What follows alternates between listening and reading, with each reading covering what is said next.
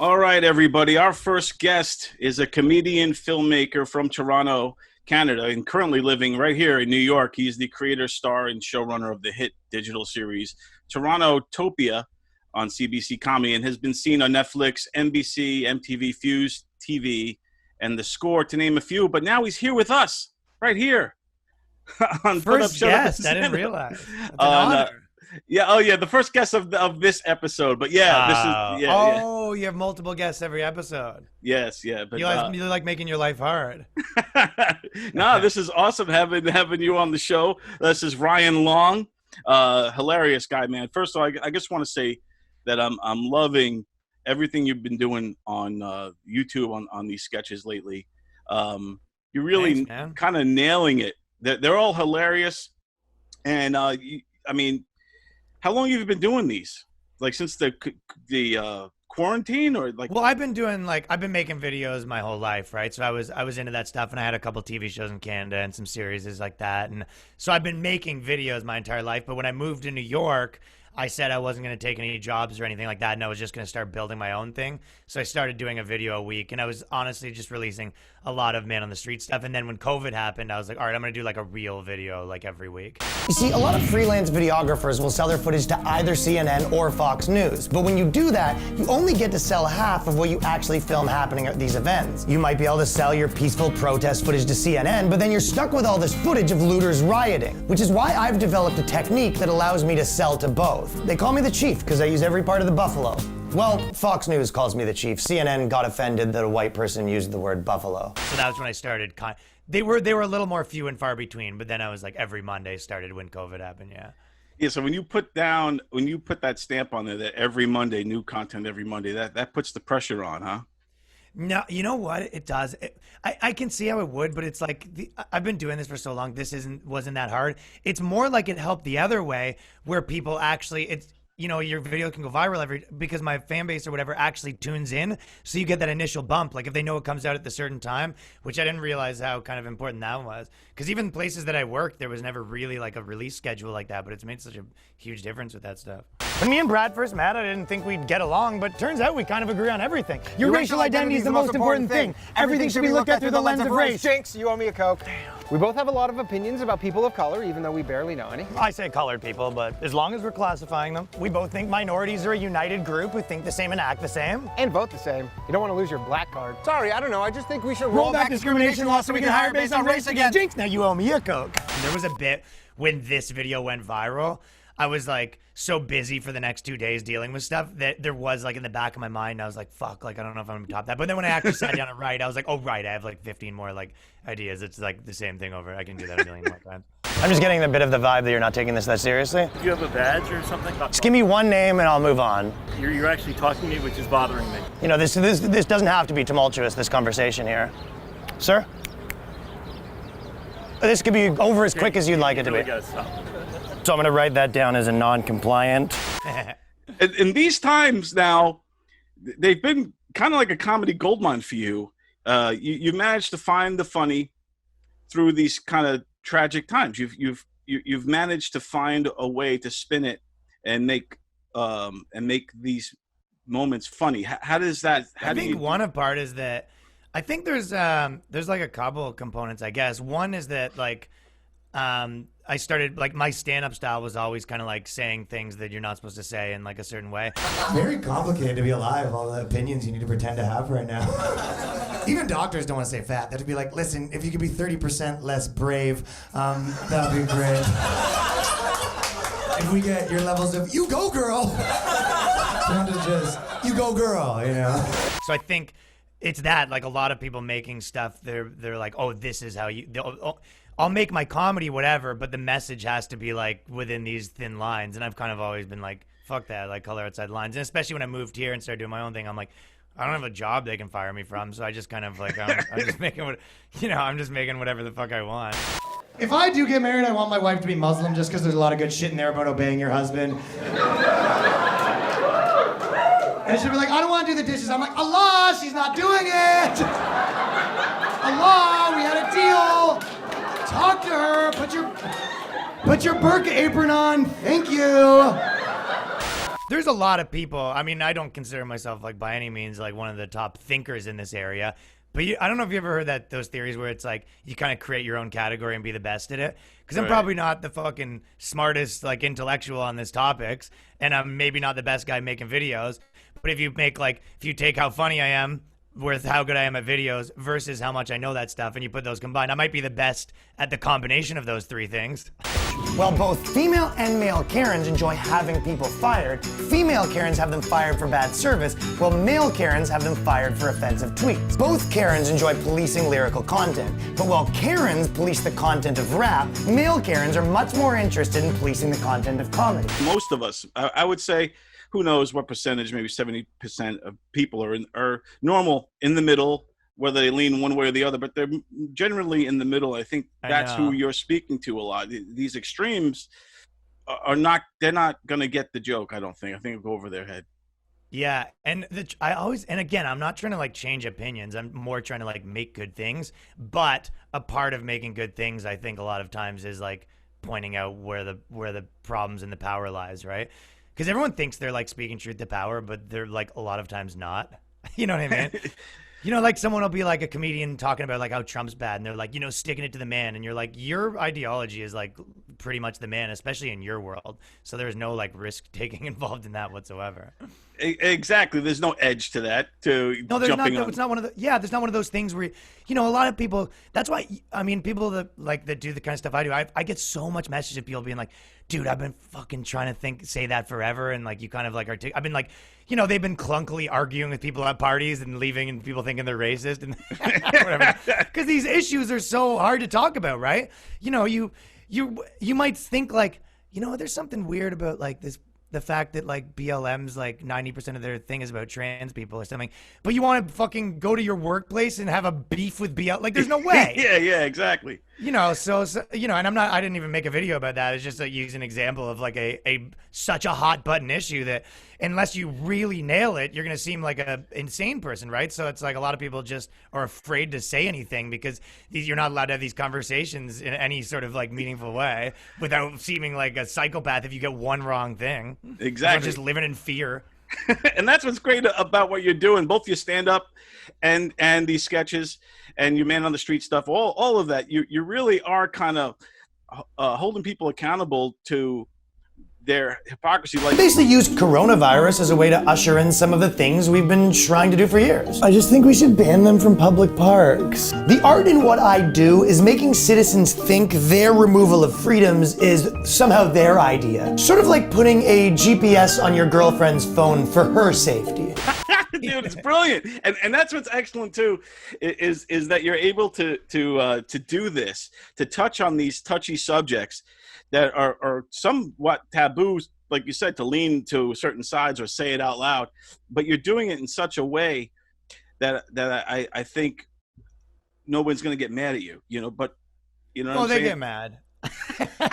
But they don't get mad. I mean, it's like when people come to the comedy club in bad faith. Like, you know what I mean? They're there. And, it's, you know, I said this, I tweeted this, but 90% of the people who got fucking mad at that video work in entertainment or the media because it sort of threatens their livelihood. Like, if you're, you know, part of that machine and you're, you know, essentially a bishop in that church of fucking whatever woke shit, right. And then someone comes up and we're like, hey, we're partying at the bar down the street and everyone's leaving. And you're like, no, but if everyone leaves, like, my bishop position is not going to be worth anything.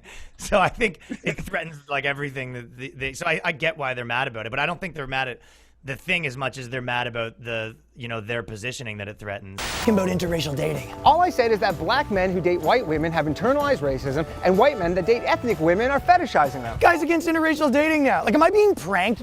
Did you see any of the protests? Like, did you go to any of that stuff? Did I physically go to the? Yeah. No, I kind of stayed away when a you're lot in New of Jersey it was right now, right? Well, I'm on Long Island, but Long Island, okay. Yeah, I'm all the way out east.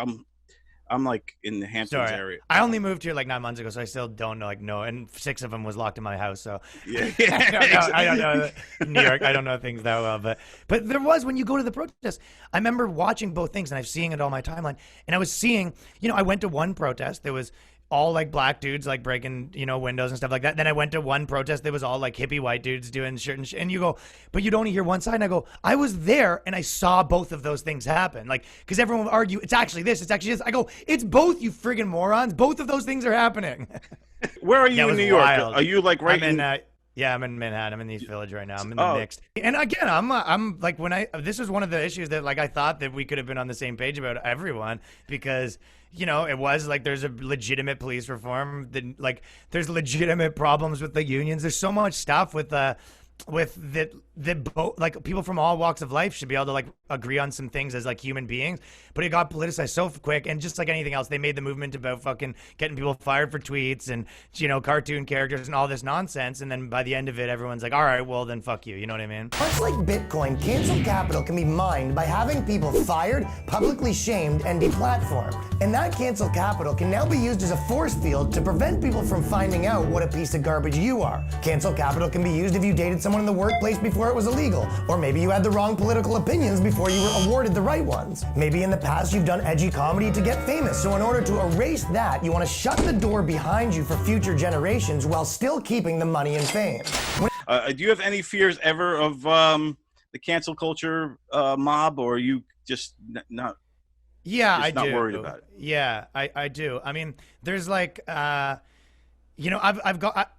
been doing this for a while, so I've gone through different phases where I was really worried about it, then I wasn't. I mean, it never really like affected what I was gonna do, but it really did. Like, here's the things that it's made me change. For example, I've really changed my life to build something that can't be taken away from me. So now I've focused on my podcast, my Patreon, as opposed to, for example, writing on TV shows, or even like for example, like recently they asked me to submit package to SNL, and I was like, I'm just not going to do that because. Right. I'm sort of staying away from those jobs right now that they could take away from me, and a lot of things like that. And then I've even gone like kind of neurotic back in the day to the point where like writing up my life plan, like if this all gets taken away from me, to try to like play that out. Like, okay, if everything gets taken away and there's no way I could do stand up again because something that was like, they really come at you, I'm like, what would I do? Like, what if I don't know what it would be. Like, I don't even know, but I've been doing like edgy comedy and making aggressive stuff for a long time. So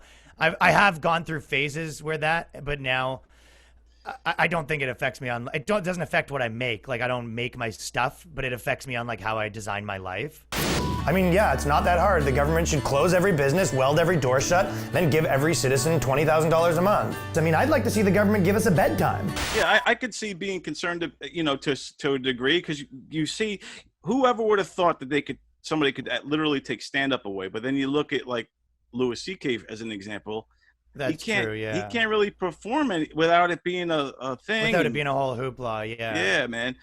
But to me, stand-up is always there. Like, I think, if you got the soul of a stand-up comedian, you can go up on stage and do it. There'll always be an opportunity. But like you said, it is weird times with this cancel culture stuff, and it's ridiculous. And they're eating their own. The left is eating the left now. One of the reasons they're eating their own, too, is because, I mean, perfect example is like what I was just saying about me, but I can name 50 of them. But like, I used to be in Canada. I was in the industry structure a little bit, but like, they kind of are like, you did something wrong. We want to take your job away. And you're like, what jobs? Like, you've been pretty adamant over the past 4 years that people like us won't have those. Right. So it's like, like there's no scenario where if this was 10 years ago, Andrew Schultz wouldn't be like have a Netflix show. Like, this is the biggest comedian in the world, potentially. You know what I mean? You got to be considerate for the people behind you for the show, dude. You wore your tallest turban. Damn, bro. Do they got different heights? Is today like a really religious day that you got are you like the king Punjab? Yeah. And he's not in that mix, so it's like they want to take stuff away, but like people aren't in your system anymore, so you're not their boss. It's like, how do you fire someone that you're not their boss? So it's an interesting time for that. That's why they have to cancel their own, because everyone that's making good stuff right now and the counterculture people like aren't in their system. Right, and they're doing better. Like, these people are making a lot of money, and I'm doing well right now, even, and I'm not like some big star. So it's kind of like, when I get offered these jobs and stuff like that, like you would have to offer me a lot of money to like step away from my life. Like it would have to be a pretty substantial offer for me to like step away from what I'm doing right now and just take off a year and make a show on a network that who knows how much you're going to push it. Who knows if you're going to take it away at any moment. Who knows if, it's going to do well, like to take a lottery ticket essentially when I have something right now that I like doing that's working. So it's a fucking interesting time, dude. And dude, like you said, for you to basically you didn't turn down SNL, but you turned down sending your stuff into SNL. Yeah, that but there's been lots of stuff Yeah. like that. Yeah, there's been lots of stuff like that. You know what I mean? It's like I have a bunch of, I mean, even like on a smaller scale to say that how much you don't need people. I'm like, so that last video I did that did like whatever 10 million views or whatever, the amount of people that messaged me being like, hey dude, like, I run this production company. Like I'd like to invest in you. Like we'd like to talk to you. And I'm like, invest in what? My fucking SpongeBob costume? I'm a friggin' cartoon character. Why is my sexual preference even a topic, let alone a national conversation? I'm like, what are we investing in? Like, I don't know. I'm just making videos and podcasts on the internet and it's like working. And then I go do stand up. Like, so what do you give me money and I make bigger videos and no one cares? Like for what? I don't know. What are we investing in? Yeah. So it's like you kind of don't need people. But I mean, I would like to make a television show. And that's one of the problems with this thing. Because I used to argue this with comics and podcasters when they would sort of take a little bit what I'm saying now, but I maybe have kind of said a bit of both sides of that argument. But like when they would say like, they can't take your podcast away from you, like your stand-up away from you. I'm like, yes, but I want to make TV shows. Like that's the thing that I wanted to do my whole life. Like I was obsessed with that, and that was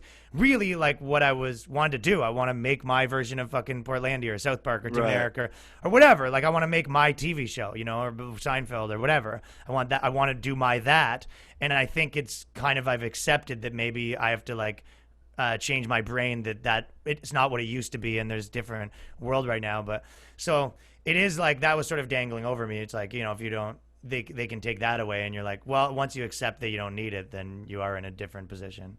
In sort of a way that this whole situation, the COVID thing, was a blessing in disguise for you in a sense, because it opened up your, like you said, gave you the time and the resource and the material to kind of showcase a whole different side of what you can do.